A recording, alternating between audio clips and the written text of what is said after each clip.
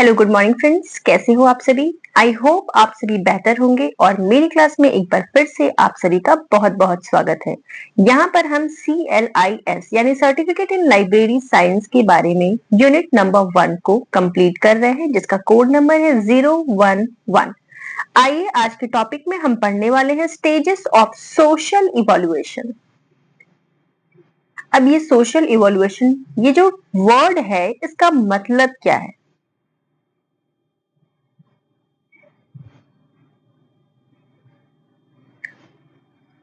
देखिए, society is not static. Static का मतलब होता है फिक्स। सोसाइटी जो है वो फिक्स नहीं होती। In its composition and relationship. अब आप सभी को पता है कि समाज क्या है। जब दो या दो से ज्यादा लोग मिलते हैं, अपनी अपनी अंडरस्टैंडिंग को, अपनी कॉन्सेप्ट को, अपनी चीजों को एक दूसरे के साथ शेयर करते हैं, तो वो मिलकर के एक सोसाइटी बनती है। अब इन सोसाइटी में बहुत सारे लोग रहते हैं जो कि कंपोजिशंस की तरह काम करते हैं और उनके बीच जो रिलेशनशिप होता है, अब ये सारी चीजें स्टैटिक तो नहीं हो सकती, यानी फिक्स तो नहीं हो सकती। इट इज डायनेमिक, यानी कि ये डायनेमिक है।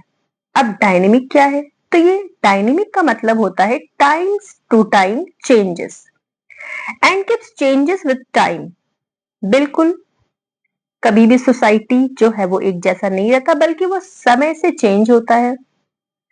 In in the last few countries, अगर कुछ कंट्रीज की बात करें, सोसाइटी हैज विटनेस्ड, तो सोसाइटी इस बात का गवाह है कि वहां पर major revolutions that determine and shape the course of humanity. यानी कि अगर हम लास्ट कुछ कंट्रीज की बात करें जो पिछले टाइम हुआ है, तो अगर हम उसकी बात करें तो हम ये देखेंगे कि सोसाइटी उस बात की गवाह है कि कितने सारे लोगों में, यानी कि ह्यूमैनिटी में मेजर रिवॉल्यूशंस यानी कि मेजर चेंजेस हुए हैं। अब ये चेंजेस किस बात पे डिपेंड करते हैं। The revolution that impact the society are, कौन कौन से रिवॉल्यूशन हुए हैं जो सोसाइटी को इम्पैक्ट करते हैं, तो इसे हम पढ़ेंगे 4 पॉइंट में। नंबर 1 की बात करें तो एग्रीकल्चर रिवॉल्यूशन। एग्रीकल्चर आप सभी को पता है, बिल्कुल खेती से हमारा रिलेशन है इससे, यानी कि एग्रीकल्चर सोसाइटी, किस तरह से एग्रीकल्चर में रिवॉल्यूशन आया और सोसाइटी में चेंजेस आया। Industrial revolution, time to time industries जिस तरह से बढ़ रही है आप सभी को पता है, और जब इंडस्ट्रियल में रिवॉल्यूशन आएगा तो सोसाइटी में भी चेंजेस आएगा।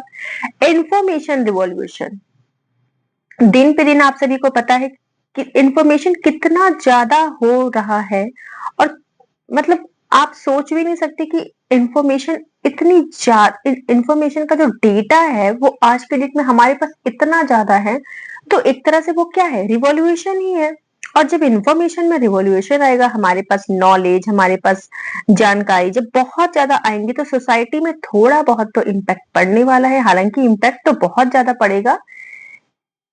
उसके बाद अगर बात करें पॉइंट नंबर 4 की, नॉलेज रिवॉल्यूशन, यानी कि जब इंफॉर्मेशन आएगा तो आप सभी को पता है कि आपको नॉलेज भी होगा। जब नॉलेज में रिवॉल्यूशन आएगा तो सोसाइटी में इम्पैक्ट तो पड़ेगा।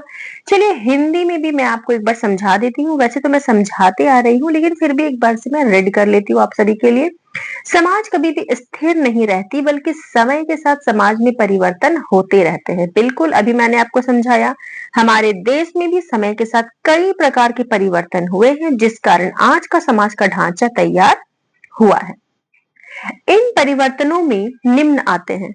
अब यहाँ पर हमने बात की थी कि कुछ कंट्रीज में, लेकिन क्या आपने ये नहीं देखा कि हमारे देश में भी कई सारे परिवर्तन आए हैं। क्या एंशियंट हिस्ट्री से अगर आप रिलेट करेंगे आज का हमारा जो देश है, क्या आपको लगता है कि सेम होगा? बिल्कुल नहीं, बहुत सारे चेंजेस आए हैं, और इन चेंजेस का रीजन क्या है वो भी मैंने आपको बताया। इन चेंजेस का रीजन है कृषि परिवर्तन यानी एग्रीकल्चर इवोल्यूशन, इंडस्ट्री इवोल्यूशन यानी उद्योग परिवर्तन, सूचना परिवर्तन यानी कि इंफॉर्मेशन रिवॉल्यूशन सॉरी, एंड ज्ञान परिवर्तन यानी कि नॉलेज रिवॉल्यूशन। तो इन सभी के कारण हमारे समाज में बहुत ज्यादा इम्पैक्ट पड़ता है और ह्यूमैनिटी का जो शेप है वो एक नया शेप बनकर उभरता है। तो चलिए आज की क्लास में इतना ही। कल हम पढ़ने वाले हैं मॉडर्न सोसाइटी को। ओके, चलिए, थैंक यू सो मच।